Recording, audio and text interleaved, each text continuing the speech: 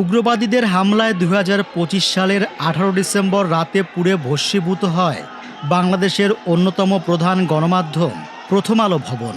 ভস্মীভূত সেই ভবনের ওপর ভিত্তি করে এবং শিল্পকর্ম, সচল শিল্পবস্তু, আলো, ধ্বনি, ছবি, ভিডিও সহ নানা সপ্রাণ ও নিষ্প্রাণ উপাদান নিয়ে শিল্প প্রদর্শনী করা হচ্ছে। ২৪ ফেব্রুয়ারি দুপুরে এই ধ্বংসস্তূপের মাঝে তৈরি করা শিল্প প্রদর্শনী দেখতে এসেছিল একদল সুবিধাবঞ্চিত দর্শনার্থী। তারা লোকাল এডুকেশন অ্যান্ড ইকোনমিক লিডো নামের একটি এনজিওর তত্ত্বাবধানে থাকা শিশু। কখনো বিস্ময় নিয়ে, কখনো বা গভীর মনোযোগে তারা বোঝার চেষ্টা করছিল প্রতিটি শিল্পকর্মের অন্তর্নিহিত তাৎপর্য। পুড়ে যাওয়া আসবাবগুলো কিভাবে শিল্পের মাধ্যমে কথা বলে উঠছে তা যেন এক নতুন অভিজ্ঞতার দুয়ার খুলে দিয়েছে এই শিশুদের সামনে। আমরা প্রথম আলোতে দেখতে এসেছি যে কিভাবে পুড়িয়েছে বা কি পুড়ে গেছে, কতটুকু পুড়ছে।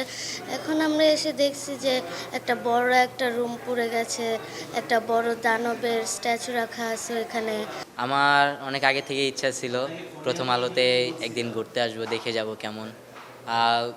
কয়েকদিন আগে আমার এটা শুনে খুবই আফসোস হয়েছে যে এখানে আগুন লাগানো হয়েছে।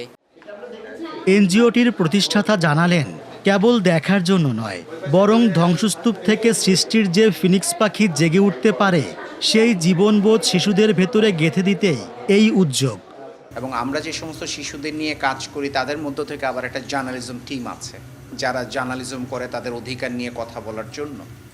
তো সেই জায়গা থেকে যখন ওরা শুনছিল যে এরকম প্রথম আলোতে আক্রমণ হয়েছে বা আঘাত হয়েছে, তখন তারা রিয়েলাইজ করলো যে কেন আমরা তাহলে প্রথম আলোর পাশে দাঁড়াবো না। ওই চিন্তা থেকে প্রথম আলোতে আসা।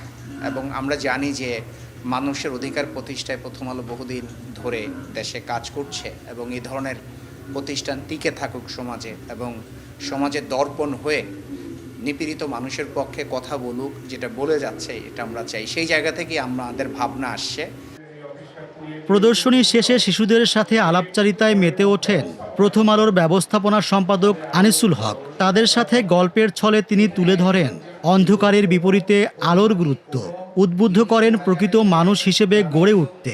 তারা যেন জীবনের প্রতিটি ধাপে সত্য আর ন্যায়ের পথে থাকে, যেন আগামীর সুন্দর বাংলাদেশ গড়ে তোলে।